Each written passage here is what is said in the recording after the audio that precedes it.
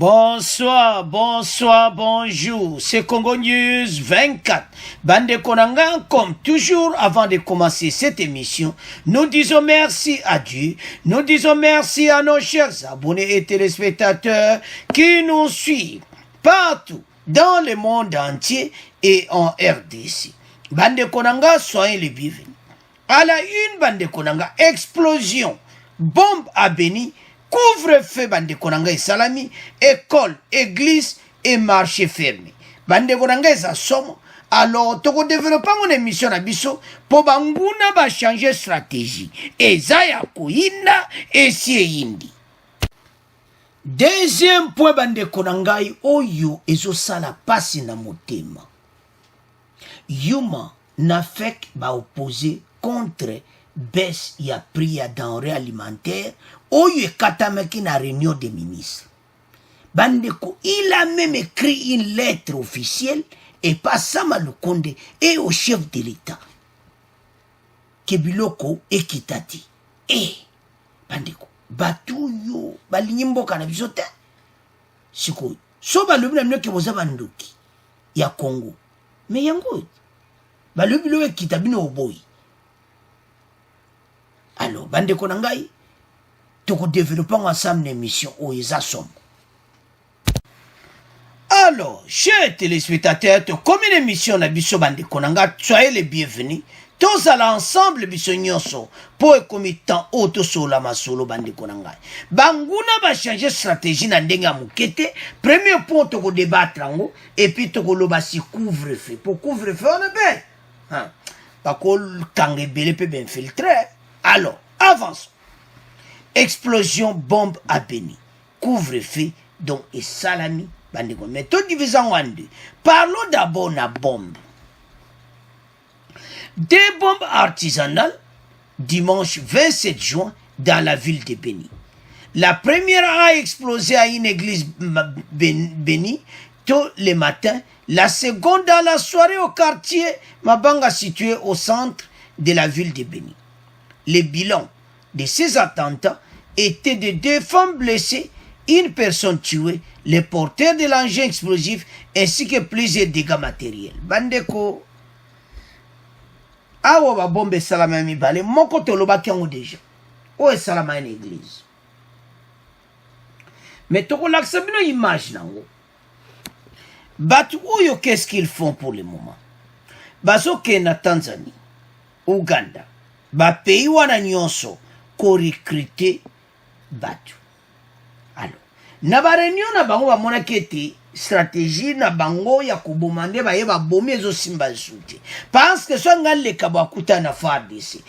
Alors ba moni ki occasion a bien ezaya ba bom. Pour ma solo na bon ça ki po ezala ki ba bomi na ville ba bomi na mais lelo ekomi kaka ya kotanga. Alors côté wana FARDC na police nationale ba coincé bango.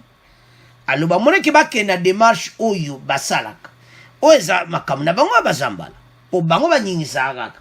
Bo comprendre kama makambo belé ça na monde, mais makambo ya mboka na biso c'est grave. Bande l'heure est grave pour na mboka na biso. Fatia un grand défi bande ko nanga bato loko ba enzela oyo. Il faut ba spécialiste ba bombe. Ceux qui ba israélien bateau bazan parce que makambo yonde ba bandi et comme l'air ngwa ko stopper. Bande ko oto mone na église wana toyoka na émission tolobaki wana oya mi balé zaki somo minzamba lingi bana RDC. Et ça mawa. Mais avant de progresser parce que bande ko nanga tala batu il faut qu'on freine bango l'air yango. Ba dégâts matériels au ba bazo causer na mboka. Parce que tout mo kanga tout mo coincé bango. Tango bazo sala coincé mayel na bango ezako nini kosila. Alors eloni ba kosala. Une autre stratégie. Bandeko o esala ba ki na église il n'y a que 2 personnes blessées. Pour après tokoya na oya somo o alata ki sentir wana ya liwa. Mais wana eza somo. Wana eza grand dégâts. mais toko expliquer on peut bolanda bex mais avant de continuer mission to tanana o église ndeni epanzanaki bon to continuer mission na biso botala kana kati église ndenge bombe panzeki église nde bozomona kati ya video wana oyo esalamaki dimanche après toboyoka oyo ya lelo donc banguna bachange stratégie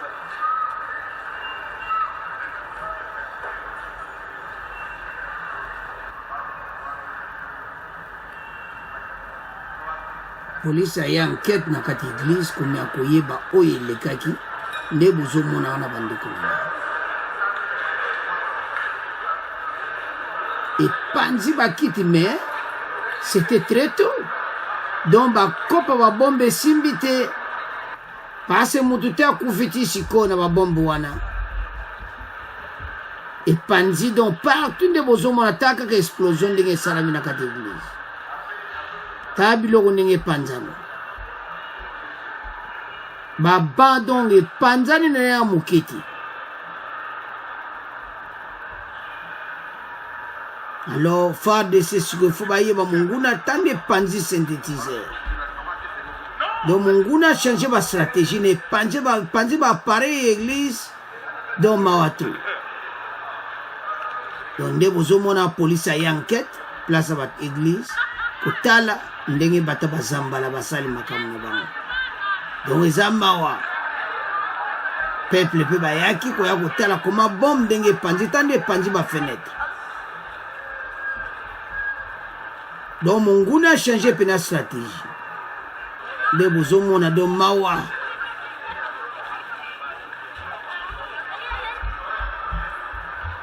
polisi azosolola kokommunike nde makambo yango ezali na kati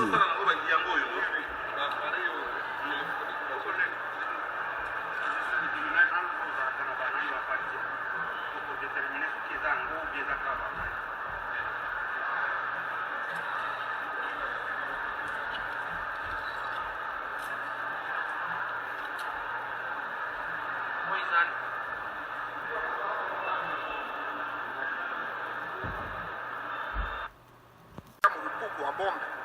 Sisi tukawaza inawezekana ni askari zetu wanagombana na wanalu kupoli, ndio inaacha wanafanya ile bombe kule kupoli. Basi nyuma nikapata apele ndio ya kwamba inafanyika ndio ndani ya iglesia yetu ya Katoliki hapa Kuchiti. Na ndio nilikuwa mbio kufika hapa nakutana kwa ni kweli kabisa iglesia inakuwa endommagée, ma vitre zote ziko endommagées, madada vile iko touché, makiti vile ziko touché. Vraiment iko mambo ya huruma. Kwa wamama wawili ambao waliamkia asubuhi kutia kuarrange makiti na kupanguza kushiri fulani fulani ndani ya vitu wa kanisa.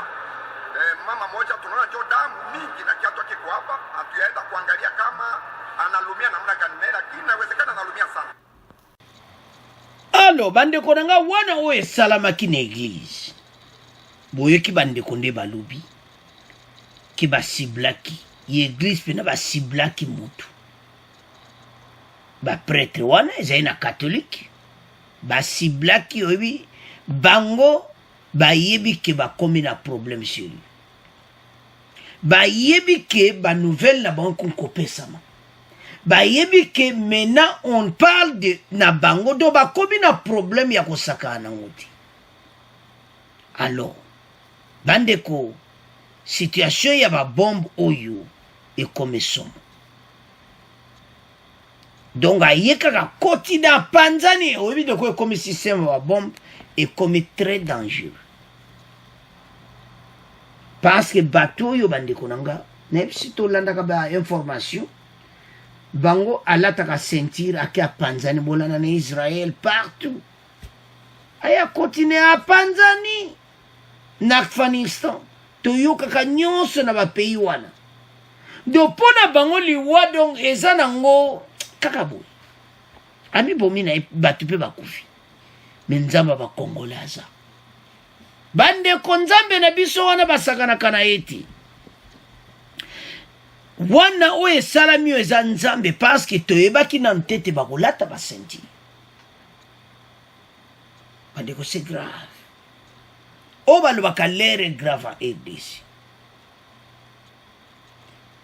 Le bilan de l'attentat aux églises, cela a fait donc 2 femmes, 1 personne tuée, le porteur de l'engin explosif, ainsi que plusieurs dégâts matériels. Tant basali dégâts église ici, allez, à qu'est-ce qu'on a quartier mosusu? Bandeko bolanda, tukuchela bino bokoyo kande bako expliquer les choses next wana. Alati sentir wana yaliwa. Babenga bango babenga ngo veste. Alati veste wana, il y a une explosion. Et l'on est salam. Tala ba Congolais to sambelaka. Amanya ki yango mabe. A komina nou place azo kene ko place batu batondi te. A panzani yemo avant même akoma kote kuna. Daya ki po a panzana na miso batu. Bande ko tamba te ya kabatu ba pesa bango ba biloko oyo. Stratégie ba ye nango ba ke ko recruter batu mususu. Botala na. To ozana ka oboma bata beni. Na so e bati. Bato yo bandeko, et ça difficile. Donc yemo ka muta kufi. Yemo muta yo tia bombe. O baluba ke mitambu na yemo ko ekangi yemo. Yaza ko luka ke ndenga lata ki ngwa ya ko panza ake donc ye ba ka okufa na ye. Mais il fallait kufa na bata beni. Ndenge ya bongsaki. Et ça a tourné. Donc, yemo ko donc à comprendre des tende bombe beta midon na ndenga mukiti. Alors, bande ko ça passe. Comment on a que batu oyo. Ba yena ba système musu. Ba système wana biso to fungola misu nango bandeko. Ba autorité ba zango sérieux. Parce que ça bilo moko sike pa na biso. Tout la vérité. Donc, la police n'a pas de message dans ma caméra bombe. Il y a une inquiétude de tout ça. Ma caméra est à mi na ba pays wana mususu boye bikaka. Bato bazambala toujours bati. Station za mubulu bande konanga. Mais tout ça na bango maele. A panzani yemoko donc a kufi yemoko o a sentiro a kenegina donc déjà j'ai qu'à na place à bataille mbala moko le porteur de l'engin explosif ainsi que plusieurs dégâts matériels mbamo s'est explosé phare de la police bazo sala travaux et bandeko tous un problème sérieux alors tout l'anda extrait au ya bombe. Bon, on continue mission na biso. Mokolo ya Lomingo, kamikaze moko a explosé, ceinture explosive na ye na Beni.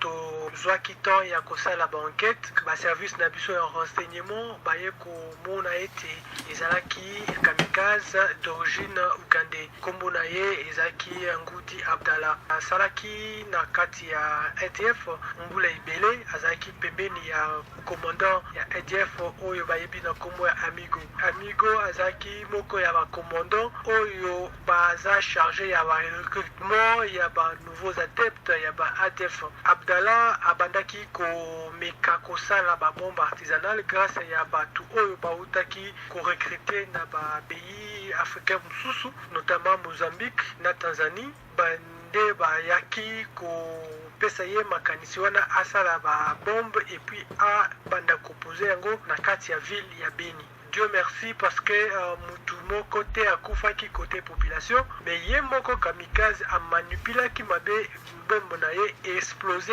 akufi ye moko mais batu mibale bazaki pembeni ba bimi kuna na bapota mike to memaki bango na l'hôpitalo ya Beni. Alors bande ko nga to landi wana biso nyonso kamikaze ye moko apanzani bayebi na kombo na ye bazokeni ko recruter batu bande ko na ba pays voisins ba pays voisins ba mouvement oya batu oyo o bazosala mpo baya kodétruire RDC. Mais nzambe wana bakongola olongisa biso. Mais toza na problème sérieux. Parce que comme système ya kolata ba veste oyo ya ba bombe to comme na problème. Donc notre gouvernement ce qu'il faut raisonner sur le système aussi. Parce que mon goût a changé le système. Alors, FARDC parce que FARDC a bloqué ba makamu na bango. O ba yena mboko ba bombo. Donc pour le moment ba yebi que FARDC effectif ezo ebele ba koka suko bomate na mikolo koya. Pour le moment ba omeka na bango moko. Mais na mikolo koya ba koka shuti. Alors ba que ça la pe réunion na bango. Ba que tina Mozambique recruter batu. Mais ça somo. Bata bazambala. Tanzanie partout ba checker ba enquête ba ye ta mutonga panzani ba taliye do ba moni pena ke ba huta ko recruter bango. Ba yebina kombone wana to landi biso nyonso. Alors, FARDC ba yeba source batu tout. Mais il faut les en finir. Boyo kinenga lobi wana. Yanto za olo ke armée na biso ezaki penda trop des infiltrats. Parce que bon, on me calant, ça la qui a monté pourquoi. Mais j'en suis si koyo. En tout cas, bah, salaire. Bah, de quoi ça mawa? Et ça passe comme mona. Que mboka na biso bata bazambala ba koti pena ba yeba kumo nyingisa mongeti. Bo. Et ça le quoi bimo ya pom doan. Bo bibi le kwa ndenge beta nako. To mesana na ngoti. Les inquiétudes, moi je pense qu'on a au Kansa. Congolais, mais ça n'a pas la bombe. Bande ko crier dernier des désordres. Panique à Gosakana monter na Katabeni. Alors, gouvernement militaire va dire ma décision. Tous les cas directement à Pona. Pour ça, il y a une mission couvre-feu. École, église et marché fermé. Andeko, eza makambo eza sérieux. Fallait ka ba joba décision oyo parce que o baloba kamunguna a changé stratégie. Alors, tant on changer stratégie, il faut stratégie pe biso petoye ba eloko ni to kosa na makambo oyo. Bandeko bato bazama be. Bato balingi bisota. Donc, vous comprenez directement que, bateau yo, esprit mystique. Mais, tout ça n'a pas maïl. Parce que, koye la bisoba makamba boye, Congolais, a mesana makambo yoti. Alors, couvre-feu, école, église et marché fermé. Les autorités congolaises ont décrété lundi la fermeture des marchés, des écoles et des églises pour une durée de 48 heures à Béni, dans l'est de la République démocratique du Congo, au lendemain d'une série d'explosions à la bombe. Les écoles, les églises restent fermées pendant 48 heures, a ordonné le colonel Narcisse Mouteba au moment de dans une déclaration aux médias. Alors, colonel Narcisse Mouteba a l'équipe, Mouteba a lobby qui 48 heures. Marché, école, moutata. Bande ko bateau, bazana problème si couvre-feu, zapene. Y'a en tout cas, état de siège à Makamabi. Bon, Makamabou. Ce que état de siège, ça l'a quitté. Bande ko ça somo. Parce que bateau yo, ce qui va montrer que côté on va koka shooter. Parce que ba kangi banzela na bango ba arme. Nde ba recevoir ba arme na minduki tout ça. Ba madusu na bango nyonso. Le gouvernement fati ba kangi madusu na bango. Tango FARDC ba kangi madusu na bango bango alobita. Toke sikoyo. O ba lobaka nzela mukusi. Tonyingisa ba bombe. Bande koza somo. Alors, bien que je ne vais pas voir d'attroupement, mais nous appelons tout le monde au calme a ajouté officier de police qui a remplacé depuis quelques semaines maire de ville dans cette ville de la province de Béni, au colonel Mouteba. Le colonel Mouteba a par ailleurs demandé à toutes les personnes qui voudraient accéder à la ville de se munir de leurs pièces d'identité. Moutougnon son a pièce d'identité. Place où les camarades de occasion. Mais comme on contrôle la pièce d'identité, passe beaucoup de temps. C'est quoi pièce d'identité en gros? Tout ça, la identité, la carte d'électeur. Ah, mboka la biso, tout change. Carte d'électeur, on a mon Dieu, se peut infiltrer par cause de la carte d'électeur. Ah, notre RDC va bomber pendant 20 ans. Va détruire nos partis. Congolais n'a pas de mon nomade à cette identité. N'importe identité n'est pas contrôler. Mais tout là, on a un extrait, pour que ça passe dans mon thème, bon, auto continue mission. Madame, messieurs, bonjour. Au Nord Kivu, toutes les écoles et tous les marchés sont fermés depuis ce lundi matin à Béni. La décision est du maire de cette ville après l'explosion d'hier dimanche des 2 bombes artisanales. Selon des sources sécuritaires, cette mesure sera évaluée après 48 heures. Explication à Béni de Martial Papi Moukeba. La fermeture des écoles et des marchés de Béni va durer 2 jours, du lundi 28 au mardi 29 juin. Les rassemblements de personnes sont également interdits sur toute l'étendue de la ville de Béni. Ces décisions ont été annoncées tôt ce lundi matin à travers les radios locales par les maires de Béni. Tous les habitants sont également priés de se munir de leur carte d'identité partout où ils se trouvent. Selon le commissaire supérieur principal, Mouteba Kachale, contacté par Radio Okapi, le couvre-feu décrété dimanche dans la soirée avec effet immédiat reste également en vigueur sur toute l'étendue de la ville. Des mesures prises pour faire face à la situation sécuritaire qui prévaut à Béni après l'explosion dimanche de 2 bombes artisanales, l'une dans la paroisse catholique de Boutili et l'autre au quartier Mabakanga. Selon des sources sécuritaires, ces mesures seront évaluées après 48 heures par les services de sécurité, l'armée et la police qui travaillent conjointement avec la MONUSCO pour faire face à cette situation. Les bouclages et les perquisitions dans les différents quartiers de Béni ne sont pas à exclure, signale-t-on. Béni, Martial Papi Moukeba, Radio Okapi. Alors, bande konanga to landiwana. Mutu nyonso na pièce d'identité. Yanka to lobati. Mboke changer. Basala ba pièce d'identité, mutu nyonso sa ba vrai ba kapase o ezanoka ba carte d'électeur ba otamwana. Ça fait mal. Do pays na biso base salakiti. Pendant les 20 ans, ils ont gâté tout yibila, tout les kanango, tout ça, do fatia kutimboka par terre.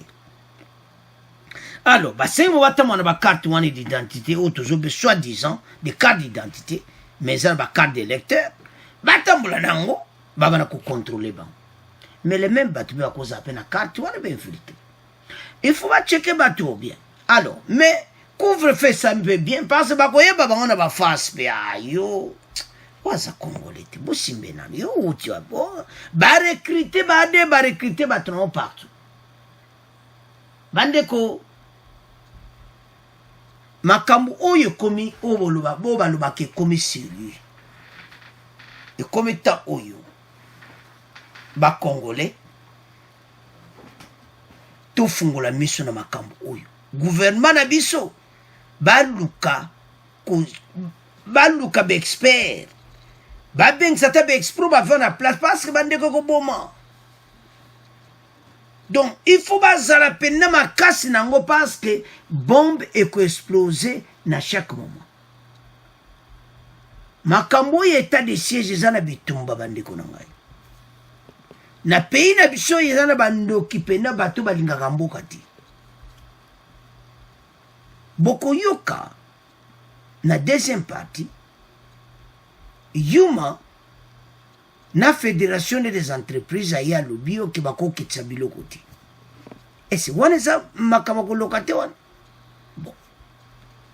Toujours na po wana ya deuxième po. Po eza so mon émission. Donc bokoyo facha ya bongsa batu musu balingi ngoti. Makambo état de siège ezana ba o balobaka ba défier makasi parce que balingi ngoti. Pas ce récit de l'état de siège Congo Bongi. Alors, makambo yo balobaka ke suka pays comme le quoi pays comme la guerre. Et ça makambo comme sérieux. Batiki ya minduki pase bakankange mamadusu nyonso bakesiko nzela artisanal.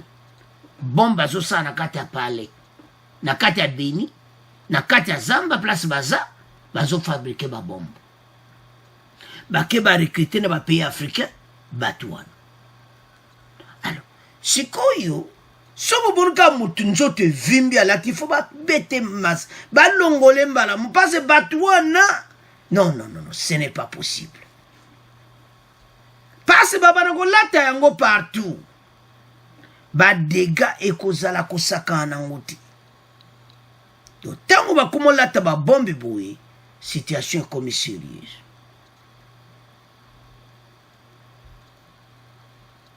Batu il faut vraiment faire des na police ba luka ba job expert pour na makamba bombe. Bande ça très dangereux. Alors, tous les cas directement à faire d'essai, état de siège je continue malgré Oyonios. Alors, pour le moment, on va procéder na DDRC wana ba groupe armé bandeko bazo ya kotika babaneko kita ba groupe armé locaux donc ba kompena kotika donc réduction ko sala et yo sala ma ya somo donc faire d'essai azo sala musala nde bango pena donc baza kotra babomba ku de talibango ti état de siège zo continue bazo senga na ba loko bakiti ebele bakiti ba monete fo batika bayoki mongongo wa chef de l'état. Alors tolanda extrait oyo bon to continuer mission na biso. Encore le groupe FPP Kabido réitère son souhait de déposer les armes et annonce en même temps la fin des exactions contre les civils au territoire de Lubero. Le leader de ce groupe dénommé Kabido l'a dit hier dimanche à Mboivinois à une délégation conduite par l'administrateur du territoire, le colonel Donandomba. Ce dernier invite les autres miliciens à faire de même. La société civile locale salue cet engagement et appelle le gouvernement à accélérer le processus de DDRRC pour leur démobilisation et réinsertion communautaire à Butembo, grâce à Mzati. Cette délégation de plus de 50 personnes était constituée des FARDC, de la police, des acteurs de la société civile, des chefs coutumiers et notables, ainsi que des ONG des droits de l'homme. L'administrateur du territoire indique que le chef milicien Kapito a confirmé sa volonté de déposer les armes. Ce chef milicien affirme que son groupe compte environ 870 éléments armés, notamment de fusils et d'armes blanches. À l'issue de cette rencontre, Kabido a appelé tous ces éléments actifs dans les différentes entités du sud de Lubero à cesser les exactions contre les civils en attendant le lancement du processus DDRC. Le colonel Ndonda Mandongo Dona, qui se dit satisfait de cette réaction, appelle tous les autres groupes armés actifs dans la région à adhérer au processus de paix sous peine de subir la traque des forces loyalistes. La même satisfaction est manifestée par les acteurs de la société civile. D'après eux, cet événement marque le début de la restauration de la paix dans la région. Baïre Kekisusu, coordonnateur territorial de la nouvelle société civile, invite ainsi le gouvernement à saisir cette occasion en vue de concrétiser le processus de DDRC. Alors, bande konanga tolandi biso nyonso wana à Butembo le maïmaï FPP Kabido décide de déposer les armes. Bande ko ba maïmaï oyo baza bana na biso. Ba kota samba na makamu moko oyo bango pena et donc eza ba condition oyo bazalaki nango. Bandeko, pendant les 20 ans, payer vivre ba misère. Ba jeune eloko kusalezati, ces jeunes ba kodizamba. Ba esi bandeko na bango nyonso pe ba yebi bango tu ba boya. Toyoki mungongo chef de l'État et comme état tonga mboka. Totika makambo wana ya minduki. Alors le FPP Kabido va déposer ba arme. basengi bende tolandi wana basengi bandeko pe baya po bango batiki bandeko makama ba arme oyo tozoyoka kaka ondire na lisolo boye mais eza pasi komona koma pays na biso pendant les 20 ans tala biloko boye tala bambeli tala biloko bazali nao na zamba bango tu baye batiki yango les Maïmaï FFV Kabido va décider, ils ont quitté la forme. Le groupe FPP Kabido réitère son désir de déposer les armes et annonce la fin de ses actions contre les populations civiles dans le sud du territoire de Lubero au nord Kivu. Le leader de ce groupe dénommé Kabido l'a dit dimanche 27 juin à Mboaviawa au cours d'une rencontre avec une délégation conduite par l'administration de Lubero. Le colonel Dongamandongo Dona, ce dernier invite tous les autres armées à emboîter les pas. Donc, Batunyo Soana Bakutika. C'est ça, Bango Nyoso Banana Biso Bakonko Yoka, Bakonko Bimana Zamba. Les Maïmaï, Oibike, Bango Pe Bakotaki Zamba, Bazaï Peler Moko Koide, Bakobundana Bagroupe rebelle étranger. Mais bah décider Bango tout Babima. Parce que une négociation c'est pas des négociations bobima to yamba bino bien et puis bah mpe bango bien bah pesi message na bandeko batikali ete o ba benga DDRC wana pona ko aider bango nyoso bazala encadrer alors ba musupe bazobima yango gero yo ezokoma na suka mais Mungu na changer stratégie siko FARDC na police il faut changer de stratégie. Pas se battre bazambala. Toko tika la ka guerre na bango. Bana mboka bakonko bimana zamba. Alors FARDC ça zo continue musana yi. Alors bande korangai c'est à ce point toko tika premier point, toko moke na deuxième point. Alors bande koranga to komi na deuxième point na biso. Oyo ebomi mboka Yuma na batu na ye ba sepeli tende ba kiti biloko bandeko point ezo salanga pasi mingi.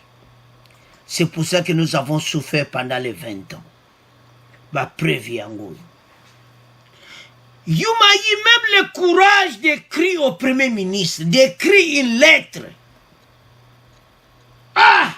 aider Senabiso Albert Yuma et bela bambongo bozana ngo bolingi ba congolais ba bongati bolingi congolais li ata sosote bandiko situation eza mobulu bomona bandoki ya Congo ndenge babimaka bandiko biso tete yango atoteli bino mais pourquoi bolingi mboka te mais bozo sani kasi na RDC so bolingi RDC alors quitter la RDC so bolingi mboka na biso te makamba boy peuple congolais telema fungola miso tala bato ene makaba osala mboka mais oyo eza normal te nayo comprendre les messages des chefs de l'État bandoki ya Congo balingi mboko yebonga te. Surtout on a pas preuve. Au sali réunion mobima ya fek. Au bengsi batu na yo. Pona ko yebisa bango et en tout cas bilo ko kitati. Bande ko nangai. Ça me fait mal, ça bouge. Je bouge nzoto de salana passe na motema. Yuma. Ba milieu ba congolais bo yibi bo jujui bo tchétché na ba poche lelo yo vraiment oya ko komaki donc vous opposez à la baisse des prix des denrées alimentaires. La situation est sérieuse. Donc na yebite message o ba congolais bo partager mon ndenga mokete. Donc, bureau wana ya FEC, Fédération des entreprises du Congo, eza wana, eza bango kaka bavwamaka, ba société ango pe ba entreprise du Congo ango, so otali pe la majorité des entreprises, eza ba entreprise na bango moko. Oh ngai. Parce que bako sa sou ba bénéfice du jour mingi te, ba mono kwa bako sa la perte. Boyebi ba entreprise na bango musete ka biloko. Dernièrement bakangaki ona makambo ba taxe et tout ça. Batelemeli makambo kitsa biloko. Ce n'est pas possible. Alors, je vais lire. Conformément au compte rendu de la 9e réunion du Conseil des ministres, tenue vendredi 25 juin, le gouvernement a décidé le réajustement des prix des produits sigelés à Kinshasa. Cependant, la Fédération des entreprises du Congo, dirigée par Yuma, s'oppose à cette approche du gouvernement. Dans une lettre du 25 juin adressée au ministre de l'économie, la FEC, qui se dit pas prête à abaisser les prix des denrées de première nécessité, a saisi à cet effet le chef du gouvernement, Jean-Michel Samalukonde, et le cabinet de la présidence de la République. Yozana problème, oh, Komelina Fati, oh, où est-ce sérieux? Non, mon boulot. Batoyo. Donc, Conseil des ministres, Samalukonde a présidé le Conseil des ministres. Promettait à Congolais social. Le social a commencé. Bandi. Mais il faut rejeter ça. Samalukonde boit comme papier wana ya Fédération des entreprises du Congo. Bon zongo bo tumba mo moto na kati ya. Bo tumba mo pena moto bango bazo mona parce eza bakama normal te. Eza normal te. Olali olamuki osali réunion ya Fédération des entreprises olobi kebilo yo kokita te na Kinshasa. Mais yo za premier ennemi, oza ennemi ya Congolais, premier ennemi. Ce n'est pas possible, ma Congolais, beau tellement. Notre beau pays.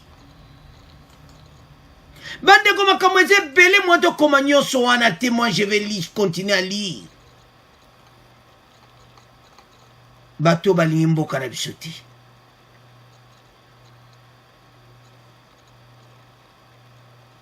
Et puis ils disent encore, Bandeko, quel courage. Ayant été au cœur du sujet, le patronat congolais fustige les menaces proférées ainsi que les propos désobligeants tenus à l'endroit des dirigeants d'entreprises, acteurs d'importants de l'économie nationale, pour les contraindre à appliquer une structure de prix qui, selon la FEC, ne tient pas compte de la vérité des prix. Oh. Le gouvernement a Kati. Yo Fédération des entreprises du Congo. Où est-ce l'air na bino à 20 ans? Où est-ce l'air na bino que yo lobi kambala mungu salami? Parce que au monde a combien? C'est pendant les 20 ans. Yuma soka lobi ko salama bongo. Bon comprendre kaka. Allô, bon. Mbala moma comme changer. Yamba benga bombe intouchable la période à 20 ans. Mais les sociétés. Mais, na regretta ba Congolais, et belé baza pena ba naïf, baza ba corrompu, ba accepter yazonga ne bonga wana. Tala siko makambalinga sala ba Congolais. Ba Congolais botelema contre la FEC, Fédération soi-disant des entreprises du Congo. Les entreprises là, oh, les contrôlent ba entreprise wana. 70% za ya bango.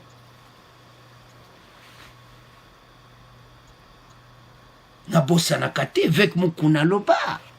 bacréer baentreprise belé. Allez, mbala mwe koti wapi? Fédération des entreprises du Congo. Allez, mbongo ebimi na banque centrale, on donne les entreprises, basa misala mbongo et basenyi na banque centrale, ba entreprise wana kaya bango moko. Toko bosana te, évêque mukuna sa exception nyonso. Moi, ba entreprise de l'État, ba boma. Des entreprises privées. Ce n'est pas possible. C'est avec raison qu'elle a fait solliciter l'arbitrage du Premier ministre en sa qualité de coordinateur de l'action gouvernementale pour une solution concertée. Azoloba, donc basili ki penza. Bazo senga sama Lukonde a changé ma décision. Ah! Ouais, katamena conseil des ministres. Union sacrée. Balobi ke biloko kita. Yuma lobi al biloko kitati. Tabotika bajiko otana l'air wana te. Ou bien ibango bazo revive ka tozana air wana.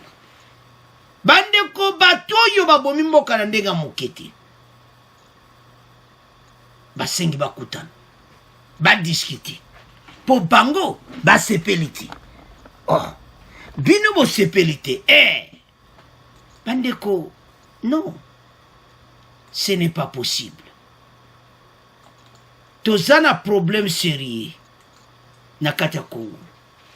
Do bando ki pena ba tondi pena ba vandeli RDC boko bongati. To vandeli bino boko bonga tata fati boko mais bo ekosimba te nil et sans effet. Naso comprendre do mutu avandi kaka. Akena bureau na ye. Il y a Fédération des entreprises du Congo. A sanksi bato choléra dans ce place bazalaki. Bokoma soki te bato yo bato bakobonga. Ba Congolais bakobonga bakolia kitoko. Quel esprit! Soba le bandoki à Congo. Mais toki sikate, c'est clair. Soba ndoki yango wapi? Mboka na biso boy. Bandeko nanga sali pasi. Bon comprendre que la RDC bateau bazoluka peuple a CP là, mais il y a un groupe d'individus baza contre la décision wana. Mpona bango peuple a CP là ti. Peuple a continué à souffrir. Mais quel esprit? Peuple a continué à souffrir. Bandeko bateau baza mabe balingi bisoti. Yuma okoyo que la taba congolais mawati na ba action zozo na ba décision zozo na ya fédération des entreprises parce que ce qui va se passer tamu yazo salabwe ba congolais bazo diriger ba entreprise pe bazana posambo alors soki lero to telemeli makambo yote ba entre ba chef entreprise ba oyo que la yuma ba oyo kapase bango bazana besoin mbongo mais bazo yebate souffrance nini oyo bande kona biso bazanango bango ba otala bambongo na bango ba otala te souffrance oyo ba congolais bazo souffrir mais bango ba otala kaka ben terrain na bango bande ko bato yo il faut ba congolais to telema makambo eza makambo ko sérieux ba kiti biloko un groupe a batu balobi ki salamati. Peuple faut tellement makambo oyo. Et ça passe pe mawa bande konanga komona koma bato bazolinga EDC bongati. Bakiti soso de kilos ou ezalaki 28 à peu près $32, $28 les cartons wana mbala mo ekitimba mona $10. Mais peuple ali a bien. Fatia promettait batu social. Mais batu yo ba diriger gouvernement pendant 20 ans ba ko sa réunion kuna na PPRD, réunion ne salama ikuna, allez yalwe akboza la l'aise. Nazo ki ko freiner en. A ben si réunion na ba entreprise, a esi bon ki biloko to boyango ba komi lettre. Donc c'est-à-dire d'une manière d'une autre, ba ça ko poser na gouvernement. Alors, ça va le compte fois là que sa force n'est si quoi pour bateau yo basason. balingi kongola bonga te. Alo bandeko na ngai esali pasi na motema. C'est à ce point tokoma clôturer mission na biso. Bo abonné massivement. Au revoir, à la prochaine.